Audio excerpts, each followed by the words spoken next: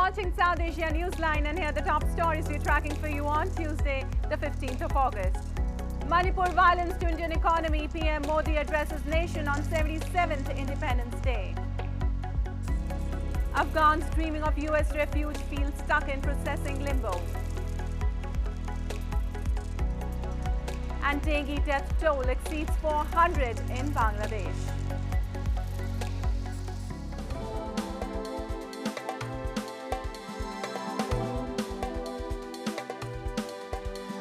And now for all the details. India on Tuesday celebrated its 77th Independence Day, marking the end of British rule in the year 1947. Prime Minister Narendra Modi unfurled the tricolour and addressed the nation from the ramparts of the Red Fort. He listed the social, economic and pro-poor policies implemented during his 9 years of rule and said his commitment to growth and making India an economic powerhouse would be sustained after securing a third term. He said India is at a decisive turning point and has the strength to shape the new world order. The Prime Minister also spoke on the Manipur issue and said peace was returning to the strife-torn northeastern state. देश मणिपुर के लोगों के साथ है। देश मणिपुर के लोगों को पिछले कुछ दिनों से जो शांति बनाए रखी है, उस शांति के पर्व को आगे बढ़ाए और शांति से ही समाधान का रास्ता निकलेगा। 2047 में जब देश आजादी के 100 साल मनाएगा, उस समय दुनिया में भारत का तिरंगा झंडा विकसित भारत का तिरंगा झंडा होना चाहिए। Meanwhile, jubilant celebrations were also witnessed across the country as people celebrated the day by taking part in rallies and cultural events. The troops on the Pakistan and Bangladesh border also exchanged sweets with their Indian counterparts on the occasion as part of a tradition to promote goodwill and peaceful relations. India won its independence from the British in 1947 but was divided into two separate nations, India and Pakistan, after a tragic partition. Moving on, rescuers on Tuesday searched for signs of life after landslides triggered by heavy rains struck India's Himachal Pradesh the day before, killing at least 55 people. The death toll from the landslides was expected to rise, with over 20 people feared missing as rescuers dug through debris after a temple collapsed in state capital Shimla, resulting in the death of at least 9 people. Relatives and friends were praying for a miracle as rescue operations continued. हमारे भी यहाँ 2 colleague हैं, उनकी families, तो 2 bodies तो निकालनी है। हमारे अभी भी आस है हमें कि भगवान चमत्कार करेगा और हमारे कुलीग जो है प्रोफेसर पीएल शर्मा और उनकी वाइफ बेटा ठीक से निकल जाएंगे, सुरक्षित होंगे। हम यही उम्मीद करते हैं, अभी भी हमें होप है, भगवान पे भरोसा है। Heavy rains and landslides in Himachal Pradesh had earlier damaged farms, destroyed roads and infrastructure worth $550 million in the state and killed more than 80 since the beginning of the monsoon. Well, a day after a convoy of Chinese nationals came under attack in Balochistan province, China condemned the attack, terming it an attempt to sabotage the friendship between Pakistan and China. Chinese Foreign Ministry spokesperson Wang Wenbin said China has asked Islamabad to bring the perpetrators to justice and take actions to keep Chinese nationals safe. He said Beijing will continue to work with Pakistan to jointly guard against the threat against their interest, and any attempts to sabotage the partnership will not succeed. In recent years, Chinese projects have become targets of BLA and other guerrilla fighting groups active in region as they accuse Pakistan, along with China, has exploited the province's natural resources under the garb of CPEC, the China-Pakistan Economic Corridor project. And moving on, residents of Muzaffarabad in Pakistan-occupied Kashmir are upset over the dilapidated drainage system, which has led to sewage water accumulating onto roads in parts of the city. A report. Lack of a proper drainage system in Muzaffarabad, the capital of Pakistan-occupied Kashmir, has made life difficult for residents as sewage water has accumulated in many localities. Pedestrians cannot cross roads without stepping in the dirty water. The unhygienic condition is also providing mosquitoes and diseases a breeding ground.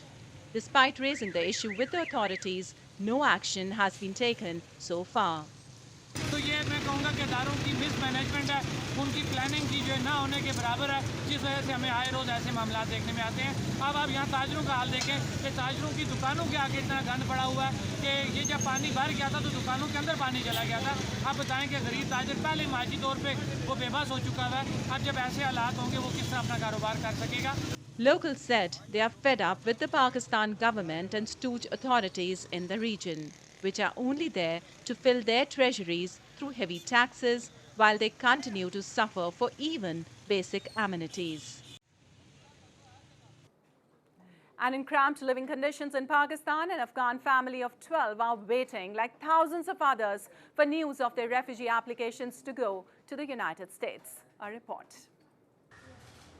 Crowded into a small rented room in Pakistan's Islamabad, an Afghan family of 12 is waiting, like thousands of others, for progress on their applications to go to the US as refugees.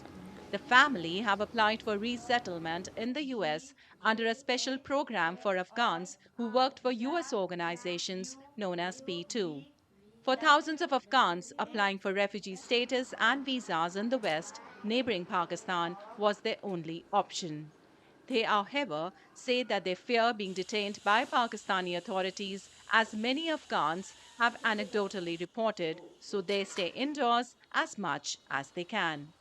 وسایل خانه را فروختن، همش فروختن و خانه را به گرو گذاشتن و پولش آوردن پاکستان و مصرف پاسپورت و ویزا و آمدن به پاکستان شد دیگه.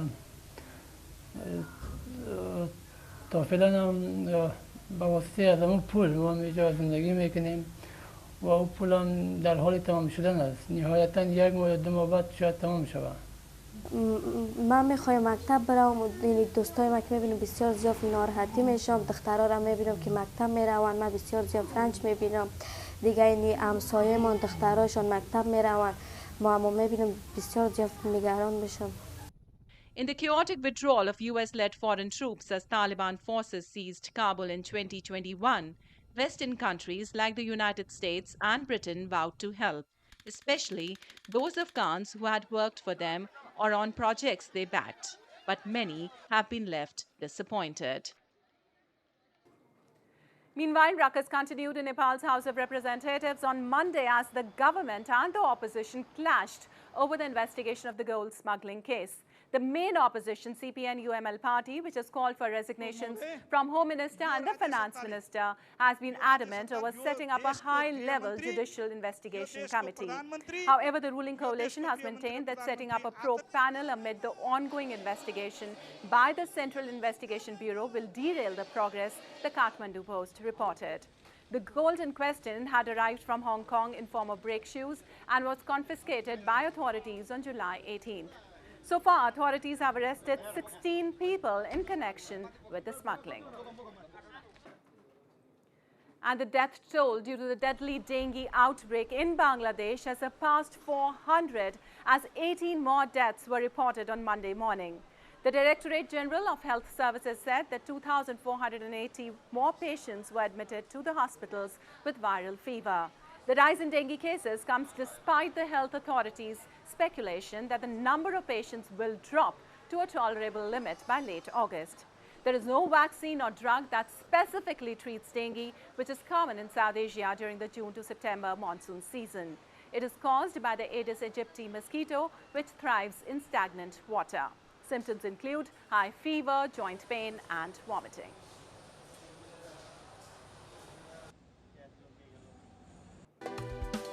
Well, that's all in tonight's edition. We'll see you same time tomorrow. Good night.